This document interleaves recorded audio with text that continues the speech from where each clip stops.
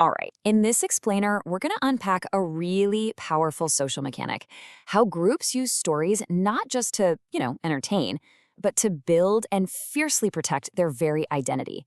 It's all about who's in and who's out. So let's kick things off with this really powerful idea from our source material. We often think a story sticks around because people believe it's true. But this suggests something else. A story's survival often depends on something way more durable than belief: belonging. Its real power isn't about convincing you, it's about making you part of a community. And that really leads us to the central question we're tackling today. How does a simple story, a narrative, transform into this high-stakes membership card for an entire group? Let's follow that journey. Okay, so let's get right into the core function of these stories. The very first thing you have to understand is that for a lot of groups, a story's main job isn't to be factually correct. Its real purpose is to create that powerful feeling of us. So all of a sudden, whether the story is historically accurate or not, well, that kind of takes a back seat to its function. Think about it like this. The real test of a group's story isn't if it holds up in a history book, but if it holds the group together. If it creates that cohesion, hey, it's doing its job. So how does this actually happen? How does a simple tale go from being something you hear to something you are? This is where the story gets incredibly personal. And look, this doesn't just happen randomly. First, the stories are told over and over, recited in ceremonies, acted out in rituals. Then, they're taught to children, way before they have the tools to think critically about them. And over time, the story stops being just something you believe. It actually becomes a part of you, a part of your identity. You don't just accept it, you inhabit it. And this really gets to the heart of it. This is the consequence. Once that story is totally fused with your sense of who you are, questioning the narrative feels exactly the same as questioning yourself. Any challenge feels like a personal attack. So once a story becomes an identity, it naturally builds boundaries. And just like the walls of a city, those boundaries have to be actively patrolled and defended to protect the community living inside. This whole defensive process has a name. It's called boundary maintenance. You can think of it like the group's immune system. Its entire job is to keep the group from shattering. And how does it work? By making it really, really socially costly for anyone to stray from that main story. And this is absolutely crucial. Inside the group, if someone questions the core story, they're not just seen as someone with a different opinion. No, they are often framed as a direct threat to the group's survival. Their doubt isn't seen as intellectual curiosity, it's portrayed as a moral failure, or even a dangerous weakness. So how do groups actually do this? How do they enforce the rules?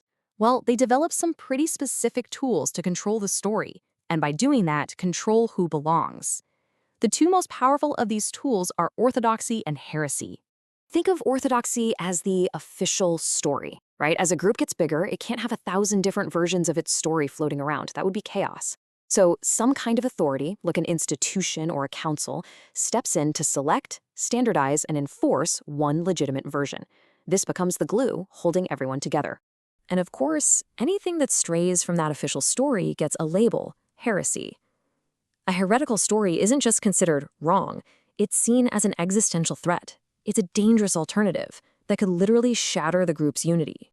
And this chart just lays out the functional difference perfectly. The fight isn't really about truth versus falsehood. It's about stability versus fragmentation. Orthodoxy gives you the official story, which leads to cohesion. Heresy offers an alternative story, which risks fracture. It's a battle of outcomes. But, it's not enough to just control what people think. To make the narrative truly powerful, you have to embed it in what people do. And this is where ritual comes in. Rituals take the story out of your head and put it into your body, into your actions. By taking part, you are publicly, physically signaling that you belong. So to stop participating, that creates a massive social rupture, which is often way more painful than just having some private doubts. And that's the genius of it. It's why groups can survive even when individual belief starts to wobble. The rituals themselves sustain the identity. So when you put all these pieces together, the stories, the identity, the boundaries, the rituals, you get something fascinating.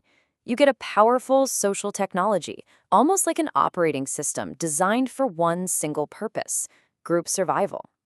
And the crucial takeaway here is that this system, this whole shebang of boundary maintenance, orthodoxy, and ritual, it's not usually some top-down conspiracy. It's more like social evolution.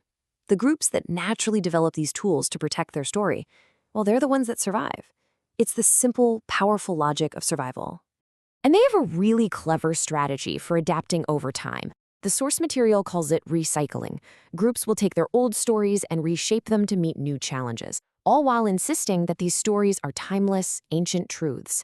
It's a brilliant way to keep up the appearance of permanence while allowing for necessary change. Basically, you use tradition to disguise innovation. So this whole system is an incredibly effective technology for creating a sense of belonging and ensuring a group endures.